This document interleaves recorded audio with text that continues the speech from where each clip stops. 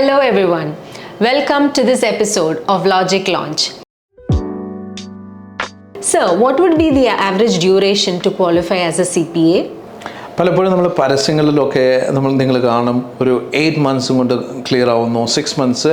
നമ്മൾ അത്രയും ഒരു അംബീഷ്യസ് ആയിട്ടുള്ള ഒരു ഡേയ്സ് അല്ലെങ്കിൽ മന്ത്സ് കൊടുക്കാൻ പാടില്ല. തീർച്ചയായിട്ടും അതിന് അതിൻ്റേതായ സമയമുണ്ട്. On an average I have seen from my experience is that like ഒരു 2 years, 2.5 years, 2.4 months ഇതൊക്കെയാണ് നമ്മുടെ ഐഡിയൽ ടൈം. നമ്മൾ ആ സിസ്റ്റത്തിലേക്ക് വരുമ്പോൾ തന്നെ ഏകദേശം 1 വർഷം എടുക്കും. പിന്നെ obviously you have to do a lot of work. It's not an easy job.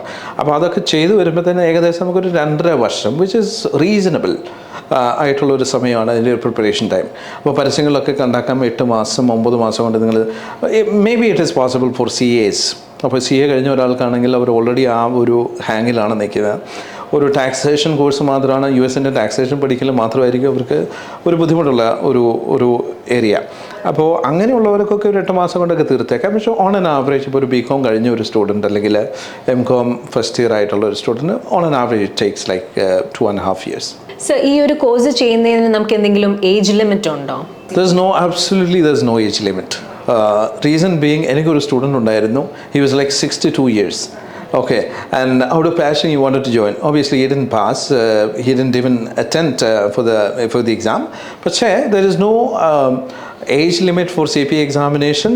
എന്നുകൊണ്ടാലും ideally നമ്മളൊരു 30s അല്ലെങ്കിൽ late 20s സാധാരണ ആളുകൾ പാസ്സാകുക. 40 ഒക്കെ കഴിഞ്ഞ ആളുകൾക്ക് ഒരുപാട് ഡെഡിക്കേഷൻ ഉണ്ടെങ്കിൽ obviously they can pass this. And CPA കോച്ചിങ്ങിന് യൂസ് ചെയ്യേണ്ട ഏറ്റവും ബെസ്റ്റ് സ്റ്റഡി മെറ്റീരിയൽ ഏതായിരിക്കും സർ? ഓക്കെ, സ്റ്റഡി മെറ്റീരിയൽസിൻ്റെ കാര്യത്തിലേക്ക് വന്നു കഴിയുമ്പോൾ നമുക്കറിയാം മാർക്കറ്റിലെ ഏറ്റവും റിനൗണ്ട് ആയിട്ടുള്ള ബെക്കറുണ്ട്, വൈലിയുണ്ട്, ഗ്ലെയിം, ഒരു ലോട്ട് ഓഫ് മെറ്റീരിയൽസ് അതെ. അപ്പോൾ I'm not a very good fan of all these materials. അതിൻ്റെ റീസൺ എന്താണെന്ന് വെച്ചാൽ ഫസ്റ്റ് ഓഫ് ഓൾ അവർ വളരെ കോസ്റ്റ്ലി ആയിട്ടുള്ള ഫേസാണ് ഈ മെറ്റീരിയൽസ്.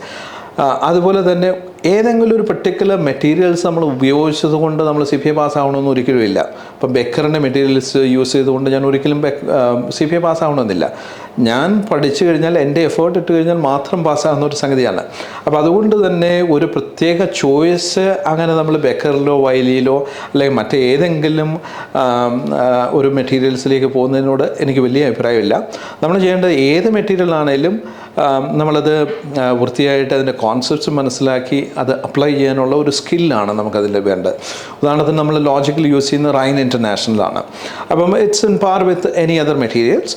അപ്പോൾ അവിടെ people are passing, so that means that ഇന്ന മെറ്റീരിയൽസ് നമ്മൾ ഉപയോഗിച്ചുകൊണ്ട് പ്രത്യേകിച്ച് നമ്മൾ പാസ്സാവുകയോ അല്ലെങ്കിൽ ഫെയിൽ ആവുകയോ ഇല്ല. ഏത് മെറ്റീരിയൽസ് നിങ്ങൾ യൂസ് ചെയ്താലും നമ്മളുടെ എഫേർട്സ് ആണ് നമ്മളെ കൊണ്ട് CPA പാസ്സാക്കിക്കുക. Sir, thank you so much for joining us today.